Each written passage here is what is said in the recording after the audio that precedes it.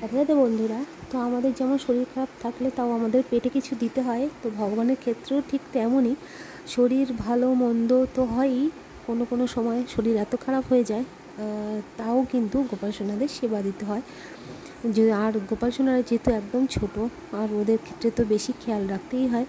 আর যেহেতু আমার এতগুলো গোপাল সোনা, আর এতগুলো গোপাল সোনা কী করে হলো, এত গোপাল সোনা কীভাবে আসলো, সব তোমাদের সাথে আস্তে আস্তে আমি শেয়ার করব। তো আজকে গোপাল সোনাদের রাতে আমি দই মুড়ি দিয়েছি, দই মুড়ি ছাতু এসব দিয়ে দিয়েছি। গোপাল সোনারা এসব খুব ভালো খায়। আর সন্ধ্যাবেলা একবার সেবা দিয়েছিলাম, আর এটা আমি রাতের সেবাটা তোমাদের সাথে আজকে শেয়ার করলাম। কারণ কদিন ধরে আমি ভিডিও দিতে পারছি না বন্ধুরা ঠিক মতো, আমার শরীরটা বিশেষ ভালো না, তো তার জন্য আজকে এই ভিডিওটা তোমাদের সাথে শেয়ার করছি।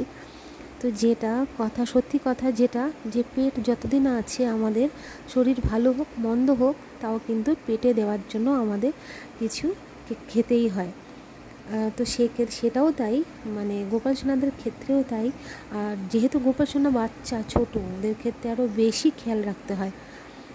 ভাবি যে ভগবানকে এইভাবে দিলে হয়তো ভগবান খুশি হবেন, এইভাবে না দেখলে ভগবান ক্ষুণ্ণ হবেন, আমাদের খারাপ হবে। আসলে কিন্তু তা না বন্ধুরা, আমরা যেইভাবে যখন যেমনভাবে পারি ভগবানের সেবা করি, ভগবান কিন্তু তাতেই খুশি হন।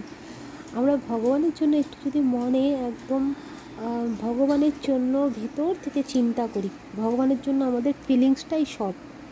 আমরা হয়তো নানা উপাদেয় জিনিস ভগবানকে দিয়ে সেবা দিই, নানা রকমভাবে ভগবানের সেবা করি, কত যত্ন করে করি, কিন্তু ভগবান কিন্তু চান আমাদের আসল ভক্তি।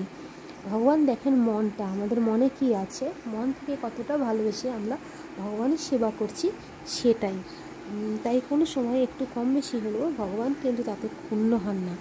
অন্যই ভগবান সবার কাছে প্রিয়, ভগবান সবার আপন। তো রাধে রাধে, সকলকে শুভরাত্রি।